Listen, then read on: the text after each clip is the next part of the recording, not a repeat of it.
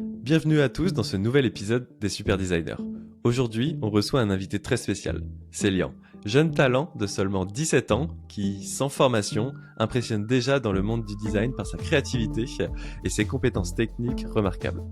J'ai découvert Célian quand il est venu faire un stage de découverte dans mon entreprise. J'étais bluffé par son audace, sa motivation et la découverte de sa passion qui ne cesse d'augmenter. Alors préparez-vous à une discussion passionnante, remplie d'astuces techniques, d'histoires inspirantes et surtout d'un aperçu précieux sur comment devenir un excellent designer, même sans passer par les chemins traditionnels. Bienvenue Célian dans cet épisode. Merci. Alors, je vais te poser une première question, c'est comment plutôt tu te définis en tant que designer et quel designer souhaites-tu devenir ou es-tu déjà? Alors j'aimerais vraiment devenir designer UX/UI avec les deux compétences.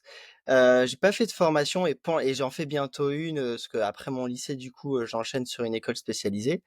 Mais, je travaille déjà avec beaucoup de choses, beaucoup d'entreprises et j'ai essayé de monter mon auto-entreprise pour justement travailler, à fond, de ma passion avec, d'autres stages, qui gravitent autour de moi. Ok, donc on va un peu découvrir dans un premier temps les stages que tu as fait, mais aussi quelle école tu vas vouloir faire, etc. Mais en ce moment-là, du coup, tu es lycéen et tu es dans quel type de lycée? Je suis dans un lycée pro avec, des formations régulières de stage, 2 par an. Donc, ça me Ok, permet vraiment de découvrir le terrain rapidement, donc voilà.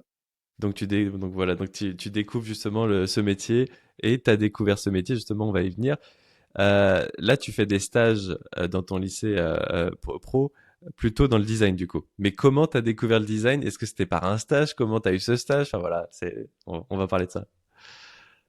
J'ai commencé le design, en tout cas j'ai commencé à comprendre, à apprendre le design en troisième, lors de mon tout premier stage de découverte pendant 3 jours. Donc c'était hyper rapide, donc c'était vraiment, intense parce que je savais même pas que je voulais faire du design.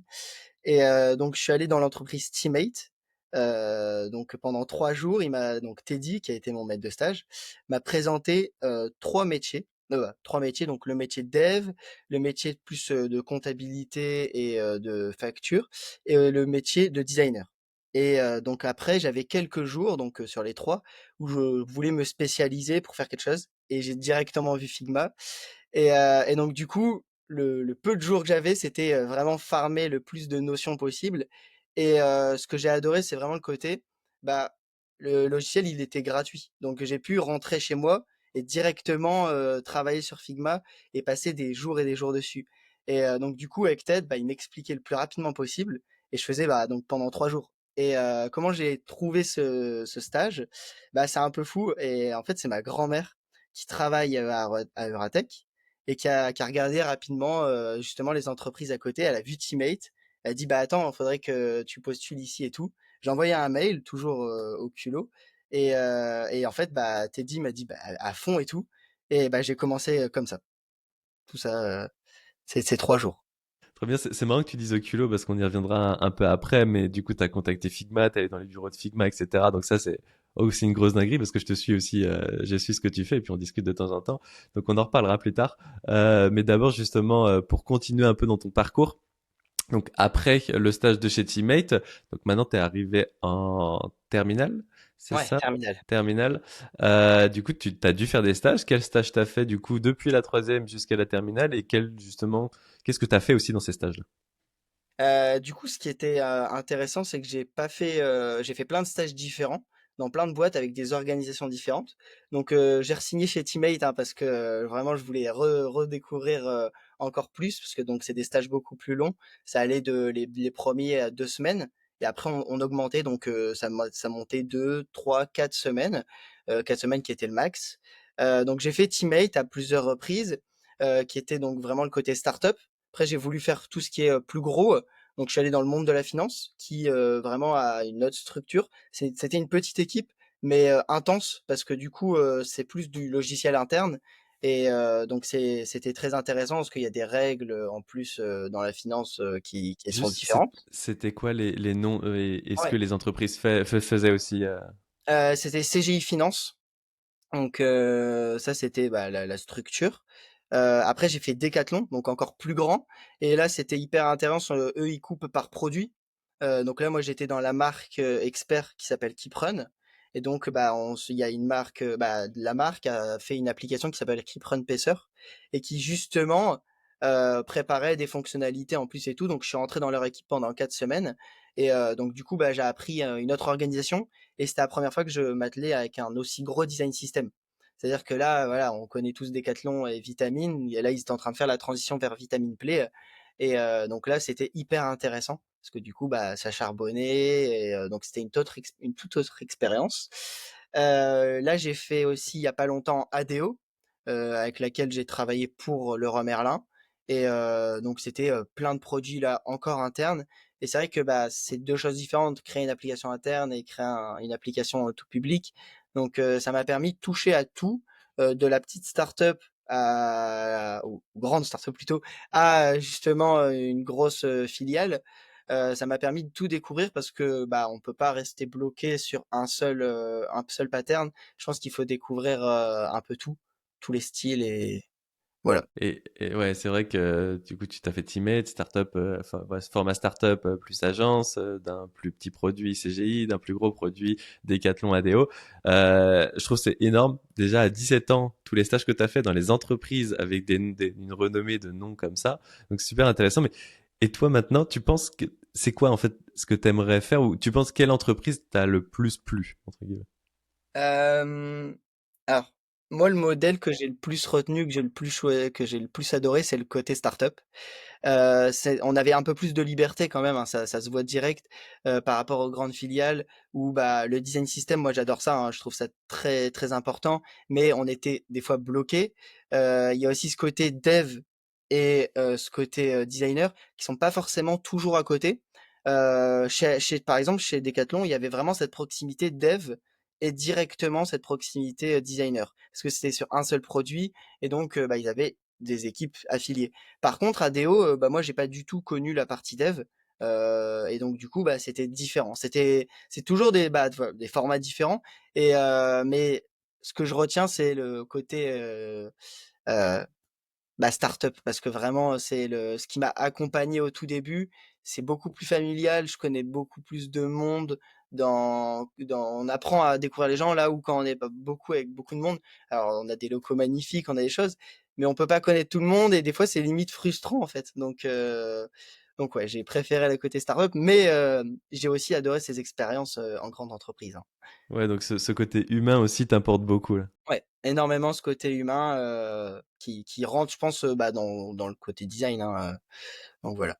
Ouais, pour être un designer, effectivement, faut être empathique. En parlant de design, comment tu as appris ce métier-là? Est-ce que tu as fait des formations? Parce que là, vraiment, t'es au lycée, après tu vas faire une école spécialisée en design, mais est-ce que déjà pour te former, tu as uniquement eu besoin de personnes, donc de mentors, ou est-ce que justement tu t'es formé un peu sur le côté avec des logiciels, Bah, avec des j'ai eu formations? besoin des 2. C'est-à-dire que je me suis entouré de toutes les opportunités possibles. C'est-à-dire que des personnes que je rencontrais, je prenais tout ce qu'ils pouvaient faire et tout ce qu'ils pouvaient m'apporter, dans les différents stages, hein.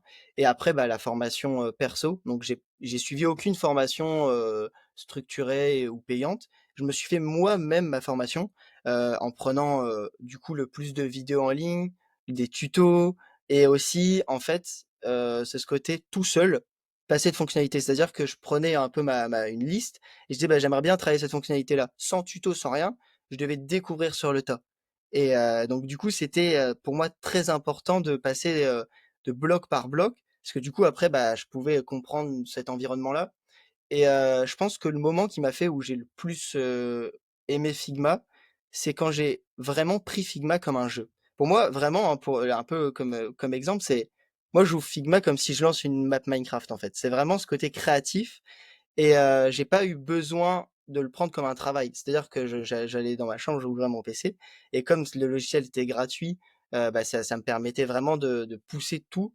Alors, faudrait voir mes premiers designs, hein, c'est pas jojo, mais franchement, c'est super parce que, bah, je débloque des briques, des nouvelles compétences et donc en plus de tous les mentors avec qui je demandais le plus de retours parce que vraiment, c'est le feedback qui m'a le plus aidé, bah, derrière, c'est, tous les youtubeurs, tutos, formation. Alors, quand je dis formation, c'est plus ce que mettent Figma comme leur wiki ou autre, qui peut être pas mal, parce qu'il y a le côté technique et contrainte que du logiciel.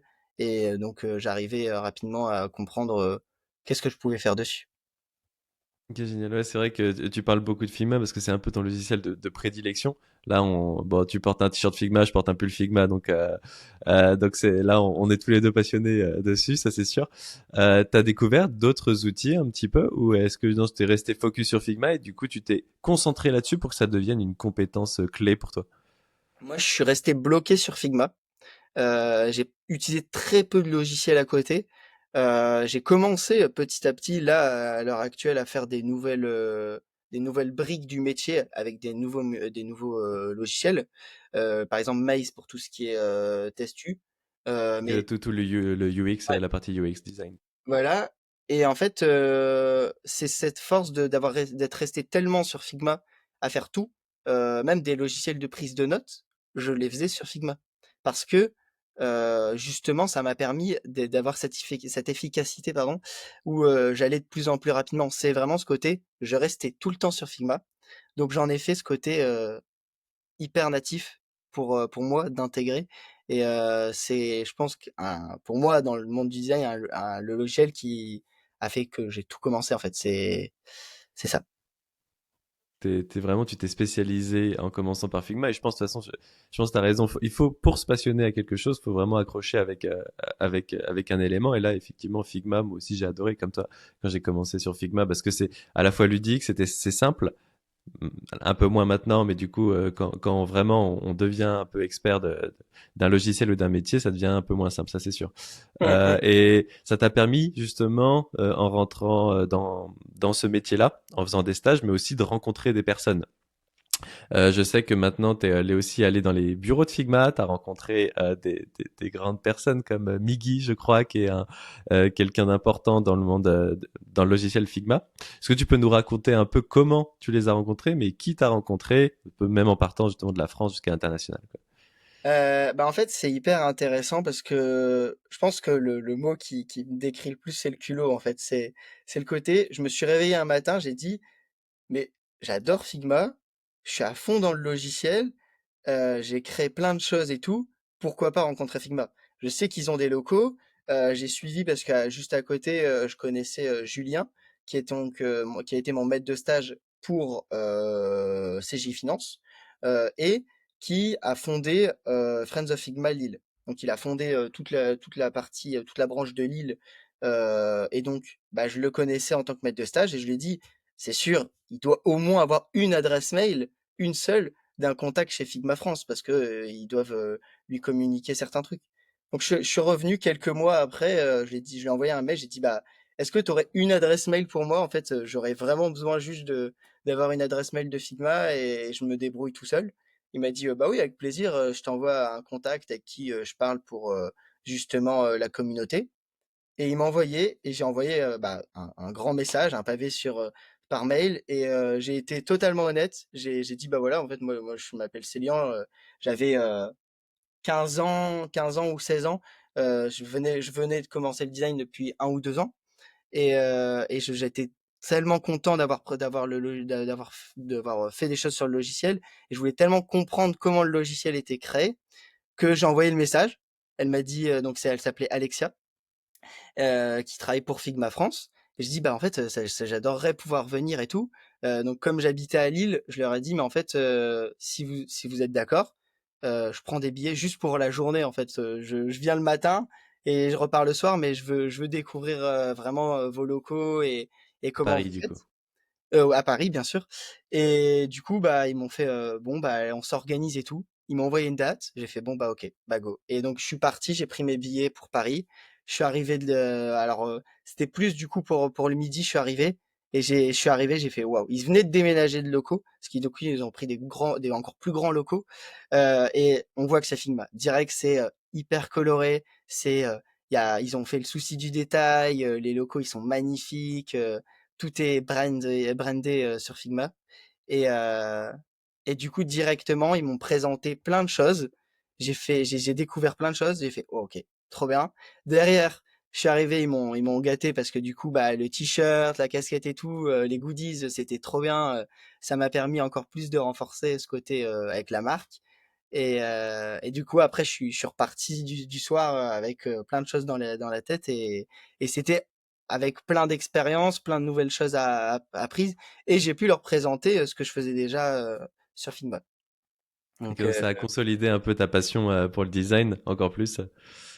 Ouais. Et ce que j'ai trouvé intéressant, c'est que tu dis y aller au culot. À chaque fois, pour chaque stage, mais aussi pour chaque, bon voilà, ça c'est de relations. Faut contacter les bonnes personnes, mais c'est y aller au culot. T'es allé au culot aussi pour aller contacter Figma. Tu vas encore au culot justement pour. Maintenant, tu fais partie de Friends of Figma. yes. Donc c'est intéressant. Est-ce que tu peux nous parler un peu de comment justement tu vois cette chose-là et comment tu fais des rencontres maintenant? En fait, pour moi, le monde du design, c'est vraiment ce côté très communauté, où tout le monde est, mais vraiment, hein, c'est fou comment tout le monde est hyper sympathique. Et donc du coup, je suis arrivé, j'ai découvert Teddy en premier lieu, et après j'ai découvert bah, toi, j'ai découvert plein de monde dans le monde design. Et en fait, c'est devenu plein de portes, et je me suis dit, bah en fait, faut pas que je perde ce lien parce que c'est hyper intéressant. En plus de m'apprendre plein de choses, bah justement, par exemple, Julien. S'il m'avait pas pu me présenter ou m'envoyer ce mail-là, bah peut-être que j'aurais pas pu contacter Figma, mais c'est par ces briques qui ont fait que je me suis dit, en fait, c'est plein d'opportunités et je pense qu'il faut tous les saisir. Faut saisir n'importe quelle opportunité. Et d'ailleurs, là, par exemple, bah, il y a pas longtemps, à la rentrée, j'ai rejoint Friends of Figma Lille. Et c'est encore autre chose parce que c'est ce côté communauté. Donc je venais déjà aux événements en tant que participant, c'était super et tout. Et maintenant en tant qu'organisateur, donc justement avec Teddy, Julien, Xavier, Bastien, bah, on prépare des événements. C'est juste pour nous tellement incroyable de réunir plein de designers autour d'un logiciel du coup là parce que c'est aidé grâce à Figma tous ces événements qui sont possibles et on présente plein de choses et bah ça nous a permis et ça moi quand j'ai voulu rentrer dedans c'est Teddy qui m'a ouvert la porte avec Julien et j'ai fait mais oui mais direct et en fait je pense que j'ai essayé au maximum de prendre les portes qu'on m'ouvrait. C'est vraiment ce côté, on m'a tellement ouvert de portes que j'ai dit: «Mais attends, je vais en remerciant, je vais me mettre à 200% dans n'importe quoi qu'on me présente». En tout cas dans la sphère du design. C'est génial, c'est génial, c'est un parcours qui inspire parce que tu as que 17 ans et je pense qu'effectivement tu vas faire de grandes choses et de grands projets, moi j'en suis persuadé. Justement par rapport à ces projets-là, quel est le projet dont tu es le plus fier? Et on va pouvoir après aller un peu gratter justement à l'intérieur justement d'un de ces projets. Alors le logiciel où je suis le plus fier, c'est, ma calculatrice. Donc, j'ai réalisé une calculatrice sur Figma qui est fonctionnelle, depuis l'arrivée des variables il y a 2 ans. Et ça a été vraiment ce côté, je me suis encore réveillé un matin en me disant: OK, il y a quelques jours, il y a eu une annonce hyper importante sur, je pense une grosse révolution pour Figma sur les variables. Ce côté interaction, prototypage avancé, que tout le monde ne peut pas faire avec, les deadlines, les contraintes, techniques, Ça c'était mais en quelle les année? personnes qui ont envie oui? C'était en quelle année pour retracer un petit peu Alors c'était il y a 2 ans, Ok. c'était à la config donc il y a 2 ans où t du coup tu étais sur l'île et je me souviens donc on le regarde ensemble, on se réunit tous, à ce moment-là et on se prend une claque parce que c'est pour moi un grand changement. Parce que Figma avant de lancer, maintenant, de plus en plus des nouveaux outils à côté, toujours dans leur écosystème, ils allaient dans ce côté, OK, on a un prototypage et ben on va encore plus pousser, on va fracasser le game avec le prototypage avancé. Et quelques jours après, je m'amusais à faire des petits tests parce que justement la fonctionnalité, ce qui est hyper intéressant, c'est qu'elle sort le jour même pour Figma, pour tout le monde. Et j'envoyais bah, à toi ou à Teddy des petits tests que je faisais. Et hop, je pense ça s'est fait hyper naturellement. Je fais bon, bah en fait j'ai envie de faire une calculatrice. C'est quelque chose qui est un peu matheux, comme j'aime bien faire, qui est pas mon but n'a pas été de réinventer la calculatrice. Pour les personnes qui aimeraient voir ma calculatrice, eh ben, on pourrait se dire qu'elle est énormément inspirée de l'iPhone, la calculatrice iPhone, et mon but n'était pas de la réinventer. Mon but n'est pas de la développer en code jusqu'à la fin. Mon but, c'était de pousser Figma à ses retranchements. C'était de casser un peu les codes de ce que pouvait faire Figma. Étant donné que j'ai le temps, j'ai énormément de temps, je pouvais faire ce que des designers n'avaient potentiellement pas le temps, avec justement tout ce côté budget pour une entreprise, d'allouer du temps. Moi, je le prenais comme un jeu. Donc directement, j'ai fouillé la communauté, parce que je trouve ça énorme quand même d'avoir ce côté communauté, partage de fichiers sur le logiciel Figma.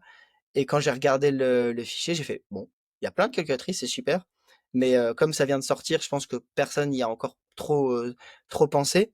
Et je fais, bon, ok, bah vas-y, je m'y lance. Et du coup, j'ai commencé à itérer et à faire ma calculatrice sur Figma. Ok.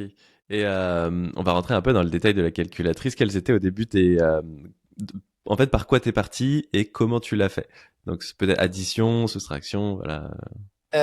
Du coup, ouais, au tout début, c'était vraiment le côté, je veux faire des additions, je veux faire des soustractions, ça sera déjà sympa. Et donc du coup, j'ai fait vraiment énormément d'itérations. C'est-à-dire que je faisais toujours des versions. Je voulais vraiment structurer mon travail pour pas m'y perdre. Et par exemple, la V1, elle pouvait faire plus et moins. Derrière, Ok. c'était quelque chose que je publiais pas encore, parce que c'est sympa, hein, mais c'est encore ce côté un peu recherche, un peu laboratoire dans mon fichier. Et derrière, j'ai fait OK, maintenant que j'ai une version qui fait un plus, qui fait un moins, parce que c'était deux maquettes différentes pour faire un plus et un moins. Maintenant, je vais au moins, au minimum, faire une maquette qui sait faire le plus et le moins. Et après, j'ai rajouté le fois, j'ai rajouté la divisée, et j'ai commencé brique, par version à proposer une expérience encore plus fidèle. Bon, avec beaucoup de problèmes par la suite, parce que c'était plutôt compliqué, parce qu'on arrivait dans une euh, dans une sphère où il n'y avait pas encore de tuto, où les gens n'étaient encore qu'au début de l'avancement. Donc je me suis auto-formé, justement comme les premières fonctionnalités que Figma que j'ai pu apprendre. J'y suis allé j'allais dire au talent, mais à brute force, à vouloir tout tester et comprendre comment ça fonctionne. Ok, donc à chaque fois que par exemple, tu faisais une variable sur le plus, tu la testais et ça te prenait combien de temps à peu près? Alors ça m'a pris des mois, hein. C'est-à-dire que j'ai pris énormément de temps à sortir, une version fonctionnelle. Donc maintenant, quand je le vois, je trouve ça à limite un peu ridicule, parce que on le voit, hein, plus on apprend, plus on va vite. Et ce que j'ai fait en plusieurs mois, c'était c'est maintenant c'est hyper facile. Mais encore actuellement, j'ai passé pour une fonctionnalité des fois des étés entiers à la faire. Donc c'est énorme. Ok, ouais. Ouais, j'avoue qu'effectivement, au début, surtout les variables, c'était super compliqué. Ça reste sombre pour beaucoup de designers encore. Ça c'est clair. Mais il y a moyen de faire beaucoup de choses. Après, là, du coup, la addition, soustraction, du coup, t'es allé vers quoi pour la calculatrice pour la développer? Alors du coup après je me suis dit: «On va faire comme une calculatrice de collège et on va pas se limiter à ça». C'est-à-dire que je me suis dit: «Bon, on va faire un truc, on va s'amuser à faire les conversions», et je voulais que ça soit un outil qui soit le plus sympa possible. Et j'ai voulu commencer les conversions. Donc tout ce qui est, par exemple, tout ce qui est les grammages, donc c'est les mètres, les litres. Et donc tout ça, c'est un tout autre algorithme. C'est-à-dire que donc je travaille sous forme d'algorithme, parce qu'on est à la limite, on est sur du no-code en fait, hein. Clairement, les variables, c'est du no-code. Et, et j'ai poussé la chose en me disant, OK, je vais mettre des contraintes techniques, des défis à chaque fois. Et par exemple, mon défi, donc quelque chose qui aurait pu ne pas forcément être franchement, c'est ça qui m'a débloqué, je vous expliquerai juste après, mais je voulais que les conversions soient automatiques. C'est-à-dire que j'ai pas besoin d'appuyer sur un égal ou sur une n'importe quelle touche pour que la conversion se fait. C'est-à-dire qu'il fallait absolument que le logiciel comprenne que quand j'appuie sur cette touche-là, elle doit faire cette action-là. Et donc c'est comme ça que j'ai créé. Et je suis très très très content, parce qu'il y a pas longtemps j'ai pu le présenter sur scène. C'est ce système de cœur sur Figma. Donc vraiment un composant, comme on en crée des dizaines par jour, hein, mais qui a vraiment une autre idée, c'est que il va s'occuper vraiment de faire du code en interne qui sera limite pas visible. Alors moi je me suis amusé à designer les cœurs, Après on peut les appeler les cellules, mais on en a de toutes formes, de toutes choses pour, présenter avec des boucles. Donc le but, c'est de faire des boucles pour rentrer, dans le technique. On a un composant, on a 2 états qui vont se tourner ensemble, donc on va les renvoyer à chaque fois. Donc du coup, ils vont rester dans cet état actif, ils vont rester toujours en boucle, toujours en boucle, toujours en boucle, et dès que j'en aurai besoin, je vais lui faire un booléen. C'est-à-dire qu'il va comprendre qu'il doit aller vers la 3e variable, donc il va faire: «Ah OK, t'as appuyé sur ça, t'as as déclenché justement par exemple pour la conversion le bouton 2 et donc du coup il va vérifier. Alors à ce moment-là, c'était encore très compliqué parce que c'était les tout premiers chœurs que je faisais et même les premiers chœurs, je pense, dans le logiciel globalement, parce que même Figma n'avait pas encore pensé à ce taux de rafraîchissement assez rapide. Et ce qui est un peu marrant, cette anecdote, c'est que je suis allé chez Figma, je leur ai dit, bah, vous voyez, j'ai fait crash Figma sans faire exprès. Et ils m'ont dit, ah, mais attends, c'est marrant parce que du coup, on pourra avoir tes retours sur ça. Et la calculatrice, elle s'est formée de brique en brique. Et c'est des heures où on tape parce que, par exemple, dans les variables, on peut pas dupliquer, ou en tout cas, c'est pas natif quand on tape des variables, pas dans le panneau de variables, mais quand on asset des variables aux composants. Et donc, du coup, j'ai dû taper 60 combinaisons à la main pour lui faire une mémoire. En fait, c'est-à-dire que le cœur, c'est plus c'est plus un stockage un stockage, une mémoire pour comprendre les 60 combinaisons. C'est-à-dire que quand on faisait une conversion, il y a 60 possibilités mathématiques différentes, il faut les mettre à la main. Et bien sûr, bah, quand on fait les mètres, c'est 60, quand on fait les kilos, c'est 60. Et après, en fait, ça s'accumule. Et à chaque fois qu'on veut faire une nouvelle unité de mesure, bah, c'est 60 combinaisons possibles à retaper à la main et qui fait grossir le cœur. Et on se retrouve avec bah, rapidement 120 lignes de code de variable. Parce que si je comprends bien, je vais essayer de résumer un petit peu, hein, mais c'est parce que les algorithmes sont pas vraiment possibles sur Figma. En tout cas, il n'y a pas de programme pour ça. Donc en fait, tu donnes avec un temps un nombre aléatoire et le booléen vient arrêter en fonction d'un temps donné, ou pas du tout. C'est pas exactement ça, mais c'est hyper intéressant. Ça, c'est l'aléatoire. C'est comme ça que j'ai créé l'aléatoire et j'en ai fait toute une convention justement sur ce système-là en décembre avec Friends of Figma. Mais en fait, on va avoir vraiment ce côté boucle d'un composant et je vais lui dire, bah, dès que j'ai tapé un numéro, il va comprendre que il doit rechercher dans sa mémoire quelle est la bonne combinaison. C'est-à-dire qu'on a toujours cette boucle et dès que je vais appuyer sur le bouton 2 ou sur le bouton 1, n'importe lequel, mais le but c'est vraiment de toucher aucun bouton espace pour lui faire comprendre, c'est qu'il va faire plusieurs actions en instantané derrière dans sa mémoire, et il va faire OK, bon bah je repasse, et comme il y a qu'une seule combinaison, c'est-à-dire que on est sur un problème mathématique qui est assez facile, c'est que sur les 60, on peut pas en avoir plusieurs qui correspondent. Donc on en avait un. Et donc comme je sélectionnais les unités de mesure, c'est des booléens. Et on avait bah, si par exemple les grammes sont actifs et les décigrammes sont actifs, alors il doit faire ça. Et en fait, on a ça pour chaque pour chaque possibilité. Ok, donc tu as vraiment recréé ce qui est possible en code. Ça, c'est fou. Ça, c'est fou parce que c'est vrai que c'est clairement avec les if, else, Ouais, bah c'est ça. les while, les boucles, while, etc. C'est super intéressant. Et ça, du coup, pour continuer, après avoir créé ça, justement, est-ce que tu allais encore plus loin? Du coup, il y a quelques temps, j'ai sorti la 10e version de ma calculatrice où j'ai présenté l'aléatoire à pas mal de monde sur scène. Et donc ça, c'était vraiment ce côté, Figma, il ne connaît pas le temps.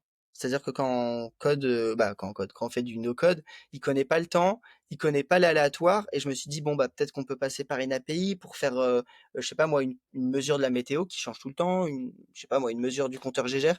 Bon, bah, on peut pas. Ça, c'était clairement pas possible. J'ai fait: «Ah, qu'est-ce qu'on en arrive à un point où en fait l'aléatoire dans l'informatique, c'est pas faisable, hein, vraiment. J'ai regardé des études parce que du coup, on va rapidement passer sur ce côté, regarder des études, utiliser des amis et tout. Et donc ça m'a pris pour pousser vraiment le curseur, c'est pas le plus loin, mais quasiment le plus loin que j'ai fait. C'est un ami qui m'a aidé à débloquer, donc ça m'a pris tout un été, hein, de coder l'aléatoire. Et au final, maintenant que je m'en rends compte, j'ai fait: «Ah ouais, en fait, c'est hyper facile», mais cet ami, il connaissait même pas Figma, et c'est lui qui m'a fait prendre du recul en lui faisant tellement vouloir simplifier ce que je lui expliquais, Fait: «Attends, ben on a tous les 2 la même prof de maths, on est tous les 2 dans la même classe et moi j'ai bien vu ce que tu as fait et je sais répondre à ton problème. Après à toi de le faire transcrire sur Figma». Mais et en fait j'ai fait: «Ah mais c'est trop bien» et c'est en se détachant de Figma que j'ai réussi à pousser la calculatrice encore plus loin. Donc toujours avec ce système de cœur et donc un peu comme ce que tu essayais d'expliquer, on a, une section de chiffres de 0 et de 1 qui va tourner toujours en boucle. Donc c'est impossible de le voir parce que déjà ça se tourne en une microseconde et c'est caché dans la calculatrice donc en arrière-plan donc on le verra jamais quand on lance le proto. Et dès que j'appuie sur stop, que j'ai voulu faire de l'aléatoire donc pour faire un pile ou face, stop, on tombait soit sur un 0 soit sur un 1. Et donc on avait une combinaison de plus de 30 0 et 1, donc impossible de savoir, avec un équilibrage parfait. Et on pouvait avoir, on pouvait avoir des statistiques avec soit donc pile, soit face. Et derrière, j'ai voulu pousser encore un peu plus loin en faisant des statistiques, en lançant plusieurs lancers à la fois. On pouvait faire 200 lancers de pièces pour faire 200 lancers de pile ou face. On avait un diagramme qui se faisait avec justement la probabilité de pile, la probabilité de face qu'on avait avec leur pourcentage. On pouvait même changer le pourcentage de pile qu'on voulait, le pourcentage de face, Et donc ça, bah, c'est des nouveaux cœurs et des nouvelles lignes de composants à recréer. Mais quand on a compris, en fait, c'est ce côté plus recherche qui m'a pris du temps, hein. C'est vraiment travailler la recherche et après l'exécution sur Figma. Donc moi, j'ai toujours mon petit carnet, je pars même en vacances avec et je fais des croquis ou des pages d'algorithmes en fait, parce que du coup, je le nomme quand même comme ça. Et derrière, bah, je fais ah ça c'est pas mal. Ah bah c'est cette variable qui bloque tout. Et il y a aussi après une grosse session de debug. Bah de debug. Donc voilà. C'est vraiment impressionnant. Et tu parlais au tout début de ce podcast-là que Figma était un jeu. Et ça reste un jeu. Et ce qui est marrant, c'est quand là, tu rentres vraiment dans l'algorithme. Donc, tu as une interface Figma qui reste ton jeu. Tu vas dans l'algorithme. Mais en même temps, quand tu en sors, justement, de tout ça, c'est là où tu trouves la solution. Donc, c'est entre le début, justement, où tu disais que c'est vraiment, il faut apprendre en jouant. Et maintenant, tu joues en apprenant. C'est un peu ça. Je trouve ça vraiment top. Et vraiment impressionnant en tout cas ce que tu racontes parce que je serais incapable de le faire. Clairement, même si je me sens vraiment à l'aise sur Figma, là pour le coup c'est quelque chose qui demande aussi de la réflexion des maths. Et donc là t'en es la preuve vivante que c'est génial et même à 17 ans tu peux tout faire et ça je trouve ça incroyable. Et là est-ce que c'était encore le plus loin sur Ah, j'ai lequel t'es encore allé avec... les tout petits trucs, mais alors du coup, ça va être une exclue parce que je vais sortir la 11e version de ma calculatrice. Donc ça fait 3 4 mois que je travaille dessus. Et donc là, je vais pousser. Alors, on va se dire au début que c'est bizarre parce on pourrait sembler ça comme juste la suite logique, mais j'ai sorti la racine carrée de ma calculatrice. Et pour faire très simple, moi, je travaille sur un fichier où justement j'ai possible, pas possible, hein. Vraiment, je fais plein d'idéations, j'ai énormément de sessions où je fais plein d'idéations possibles. Et pendant longtemps, cette fonctionnalité, elle est restée comme dans la case impossible, mais vraiment impossible. Et là, j'ai vraiment retrouvé, je vais dire ça, hein, mon meilleur ami, ChatGPT, parce que, en fait, on arrive à une limite où nos connaissances vont, du coup, là, c'était vraiment mon manque, entre guillemets, de connaissances mathématiques, mais ce qui est logique, parce que, bah, voilà, je suis dans un cursus encore professionnel, donc j'ai encore des maths, mais si on reprend pas les bases, parce qu'en fait, là, faire la calculatrice, ça a été vraiment reprendre les bases des mathématiques, qui a en fait consolidé même en réalité au lycée en fait. C'est ça qui est hyper intéressant, c'est ça qui est le plus marrant, c'est que j'ai reconsolidé mes bases en mathématiques grâce à Figma pour le lycée. Et Incroyable. donc la racine carrée, pour revenir rapidement, ça a été quelque chose que j'adorais, que j'ai cherché énormément, que j'ai fait beaucoup de recherches dessus. Et j'ai fait, bon, non, pas possible et tout. Et je me suis posé une soirée, j'ai réouvert ChatGPT pour une xème fois, parce que c'était pas la première fois que je l'utilisais pour résoudre ce problème mathématique. Et là, en fait, j'ai compris un truc, c'est que même si j'essaye le plus possible de parler le mieux, pardon, parler le mieux possible avec ChatGPT en lui faisant des bons prompts, je savais pas qu'il était aussi efficace sur Figma. En fait, il connaît les variables. Ouais. Il Il peut est même créer des vraiment fichiers Figma en plus. les fichiers Récemment, j'ai Figma, vu qu'il peut créer des fichiers hein, Figma. et Donc il ça, c'est est incroyable. hyper compétent. Et je me suis Ouais. dit, attends, en fait, je vais lui demander qu'il soit expert Figma. Et en l'espace d'une petite semaine, il m'a trouvé l'algorithme qui fonctionnait pour la racine carrée. Et là, j'ai fait, ah ouais, mince. Parce que là, j'avais en fait cette contrainte de les mathématiques. Quand je faisais des recherches mathématiques, ils allaient pas pour Figma parce que ils avaient pas les contraintes que Figma nous impose. Après, ils nous imposent parce que eux, ils ont aussi pas les possibilités. Et là, j'ai compris que lui, il avait les connaissances mathématiques et les contraintes de Figma. Et il a fait des recherches jusqu'à temps que j'ai fait, OK, ça fonctionne.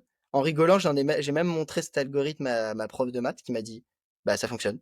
C'est ouais, Ah ça fonctionne. vache. Je pense que Ok. et donc du coup, j'ai passé, au moins un mois et demi à créer ça, et ça a été, je pense, le plus compliqué possible dans les calculatrices. C'est-à-dire que cette V11, elle est, hyper importante pour moi parce que c'est ce côté, avant j'étais tellement, content et un peu confiant de ce que je pouvais faire parce que je considérais que ce que je pouvais faire c'était, faisable.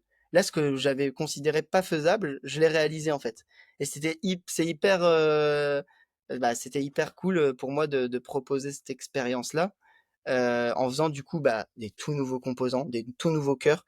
J'ai dû tout réinventer.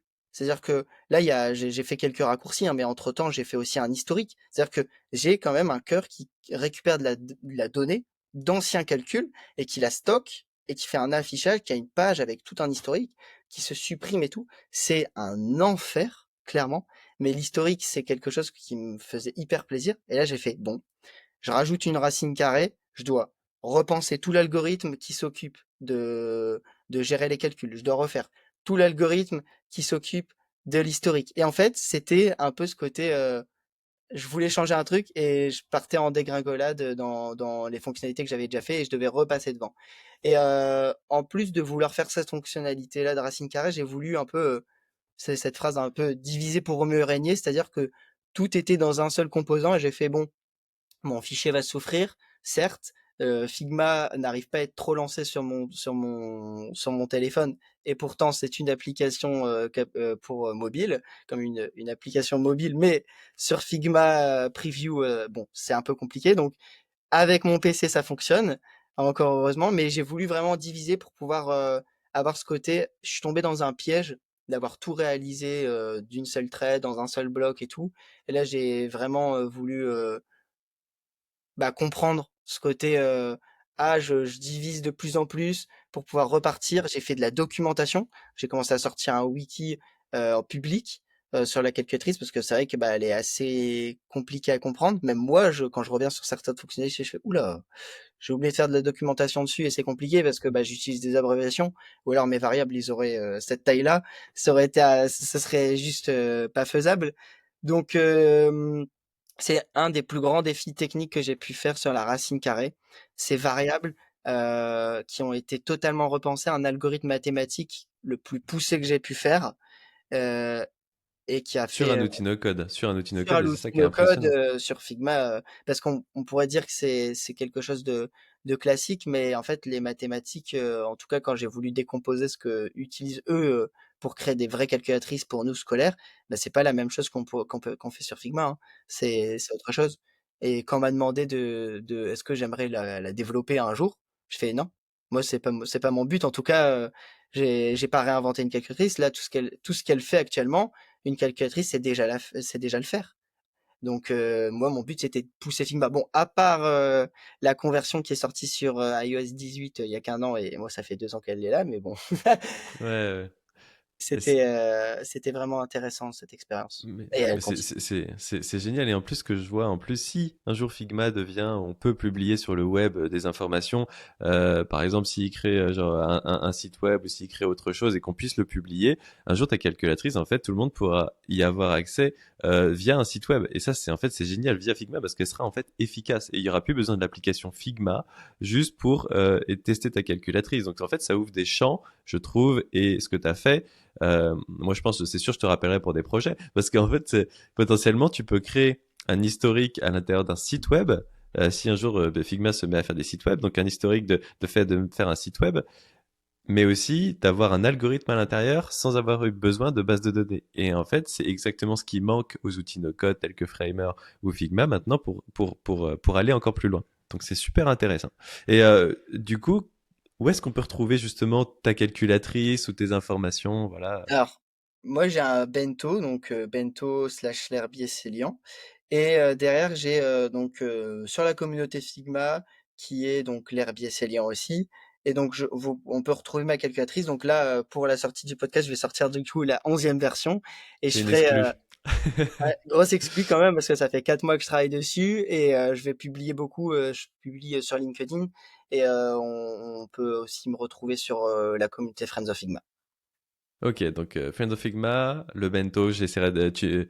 Lille, ouais, Friends of Figma Lille. Le bento, je le mettrai dans la description du podcast. Comme ça, je pourrais mettre tes informations, même aussi, du coup, dans l'exploration et communauté du logiciel Figma, tu as aussi déjà ta calculatrice et la nouvelle calculatrice, du coup, un exclu que j'ai. C'est super gentil, merci. Parfait. Et justement, j'aimerais revenir sur un point. Toi, quel élève tu étais avant justement le lycée? Parce que voilà, tu as dit que tu faisais un lycée pro. Des fois, moi aussi, j'en ai fait un, mais du coup, j'ai été passionné du coup par le design un peu plus tard. Et qu'est-ce que ça t'a ouvert justement de trouver cette passion-là? Et est-ce que ça t'a bloqué? Voilà, enfin, en gros, on va commencer par la base. Quel élève tu étais justement avant de connaître le design? J'étais un élève, entre guillemets «perdu», hein, on va dire, hein, et j'ai une énorme chance d'avoir découvert ce que je veux faire. C'est une chance, je le sais. Je vois beaucoup d'entourages qui sont en terminale et qui me disent: «Je sais pas encore trop ce que je veux faire et tout», et c'est une chance. Je sais qu'au collège, moi qui ai dyslexie orthographique, j'ai essayé de pousser le plus ce que je pouvais et tout, mais les résultats, entre guillemets, «n'étaient pas là». Mais c'est parce que j'étais dans une formation qui était très, scolaire, très à apprendre les bases pour justement le lycée. Et on m'a clairement dit: «Célian, tu rentres en terminale, si tu rentres en seconde, générale, dans à peu près 2 mois, tu te noies». Je fais: «Ah, c'est sympa», c'est vrai que c'est très, très sympa. Et en fait, je pense que la meilleure opportunité que j'ai pu, avoir, c'est vraiment partir en lycée pro. C'est vraiment ce côté, ces stages, c'est-à-dire que j'ai découvert, du coup, Teammate, Decathlon, le monde du design, Decathlon, Teammate, Teddy et le monde du design, en troisième. Et j'ai directement dit: «OK, bah, le pro, c'est pour moi». Et derrière, je me suis mis à 200%. Et je pense que vraiment j'étais un élève totalement différent, du lycée au collège. Moi qui au collège étais, un peu, franchement j'en avais marre parce que je travaillais beaucoup sans concrétisation. Et là j'avais vraiment ce côté très, fonctionnel, très dans l'apprentissage direct de ce que je veux faire précisément dans le futur, les briques qui m'apportent déjà maintenant. Et j'avais une certaine liberté. Et donc je m'y suis mis à 200% dans ma scolarité et à 200% dans le monde du design. Et ça m'a vraiment permis quand j'ai su ce que je voulais faire, j'ai dit: «Bon, bah, OK, bah, le prochain objectif, c'est le bac», parce qu'après, bah, enfin, j'aurai une formation professionnelle, bah, académique, en tout cas dans le monde du design. Et donc, bah, l'objectif, c'est le bac qui est actuel, hein.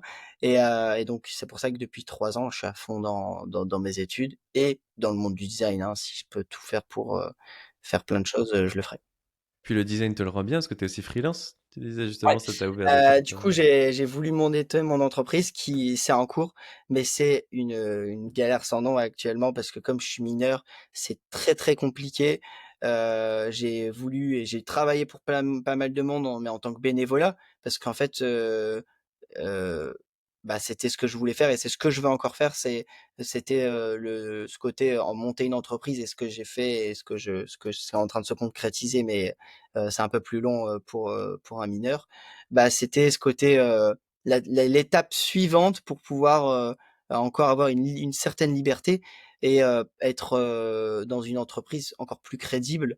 Mais moi, le bénévolat, c'est ce que je veux faire, c'est ce côté hyper communautaire qu'est le monde du design. Et si n'importe qui a besoin d'aide ou autre, ce serait mais à 100%, avec plaisir que je pourrais, présenter ou faire plein de choses, parce que dans plein de missions, c'est ce côté, toujours des nouvelles missions vont m'apporter des nouvelles notions. Et c'est ce côté concret dans chaque stage qui m'a fait que je me suis amélioré de jour en jour. Ouais, je suis d'accord et je pense qu'effectivement on partage ce même sentiment. Plus on partage, plus on apprend et en même temps, plus comme c'est quelque chose de communautaire, bah en fait on a juste cette envie de donner et en fait en donnant, mine de rien, on reçoit beaucoup. Et ça, et c'est ce que j'adore et je pense que c'est la mentalité qu'on doit avoir en tout cas en tant que designer. Je suis totalement d'accord avec ça. C'est génial. Et t'aimerais justement toi après devenir freelance ou faire partie d'une entreprise? Alors c'est très, Ah, très compliqué. C'est une question que je me pose beaucoup et que je réfléchis. Alors j'adore le monde du freelance, mais quand je vois ce côté humain qui est le monde du design, je pense que ça m'embêterait d'être tout seul entre guillemets et je pense qu'être dans une boîte, ça me plairait. Est-ce que ça serait dans une grande boîte? Est-ce que ça serait dans une start-up? Heu, Comme je disais un peu avant, je pense que j'aime bien le monde de la start-up. Mais je veux dire, ça peut aller comme ça peut ne pas aller. Et là où on va dire que les grands groupes peuvent avoir un peu plus de stabilité.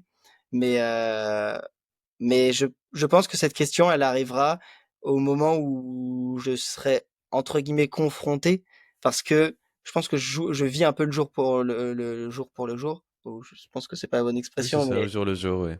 le jour au jour. Mais en fait, c'est vraiment, je prends les opportunités qui arrivent. Et si j'ai une opportunité de malade, ben, je pense que je la prendrai avec plaisir.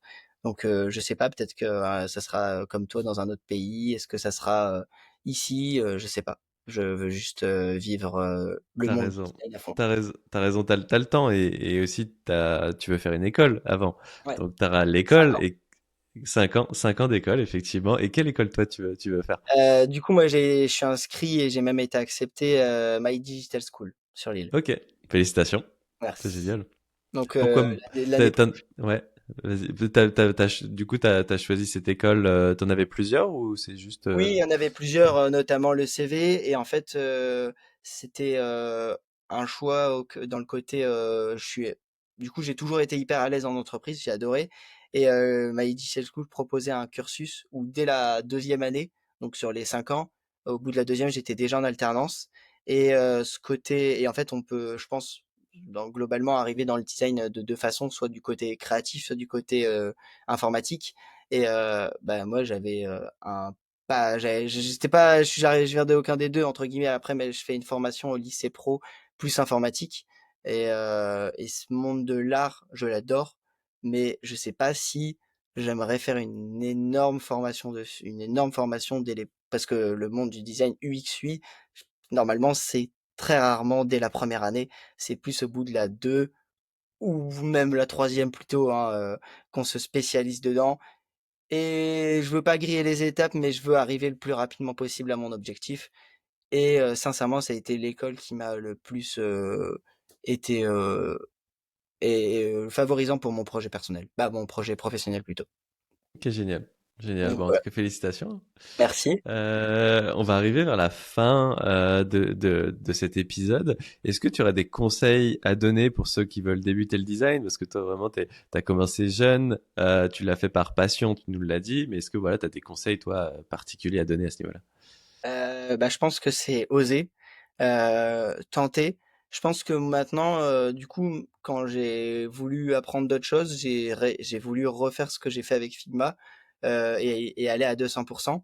Là, dans le monde du design, je pense qu'on est beaucoup dans la communauté. Il faut vraiment pas hésiter à regarder si, bah, justement, le meilleur exemple, je pense que c'est regarder s'il y a une communauté Friends of Figma de votre ville, pour pouvoir rencontrer du monde.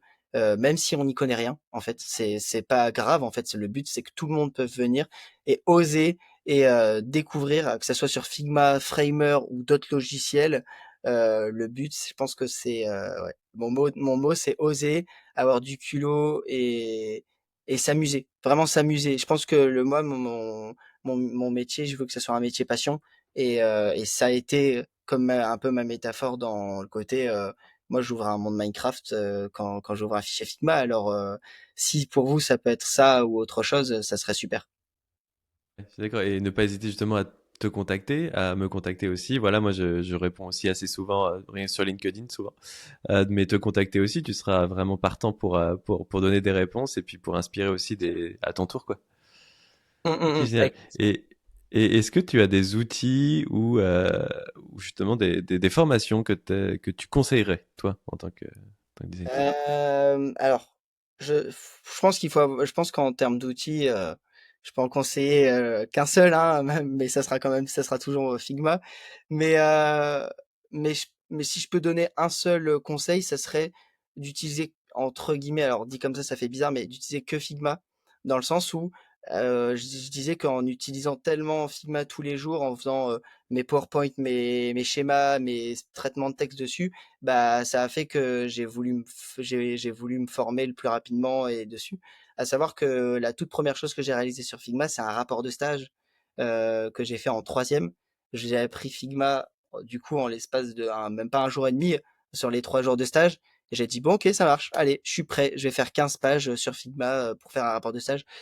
Et depuis, je fais que sur Figma mes rapports de stage, mais ça a été la toute première chose. Et ça permet, bah, c'est tout bête, mais d'avoir la notion de la taille des typos, de la couleur en imprimerie et tout. Ça permet de faire plein de choses, donc oser tout tester sur Figma. Je pense que c'est un des logiciels qui permet le plus d'être détourné, entre guillemets, de sa fonction d'interface, de création d'interface.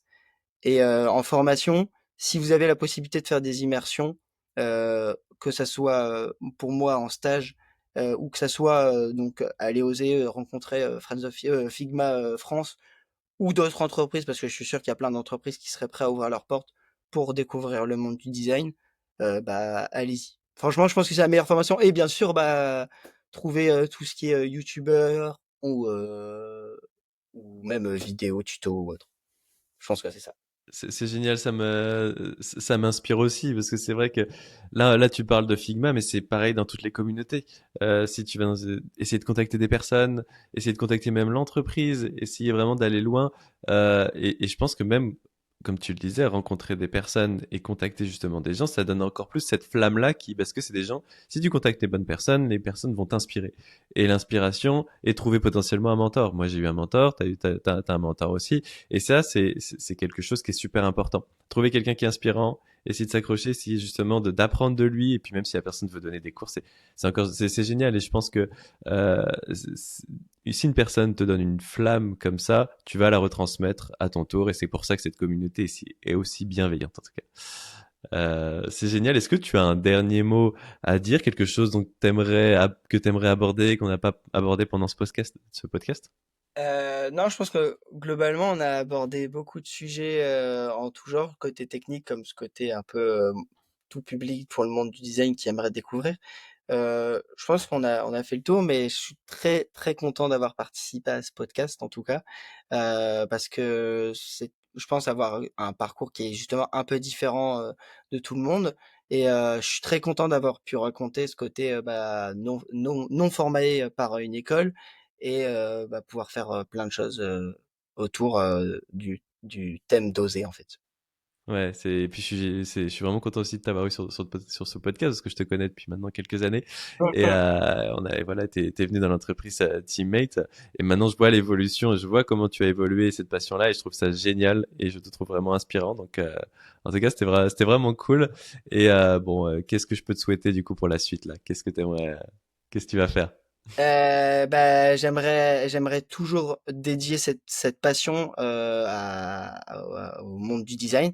C'est vraiment garder cette flamme de ce côté passion et ne pas, entre guillemets, s'en dégoûter, ce qui peut arriver pour certains. Non, moi, c'est vraiment continuer cette flamme du design, prendre le plus d'opportunités possible, continuer dans mes projets et continuer à lancer des choses et aller dans des entreprises et oser. Merci beaucoup. Salut Merci. Célian et merci d'être passé sur le podcast. Merci.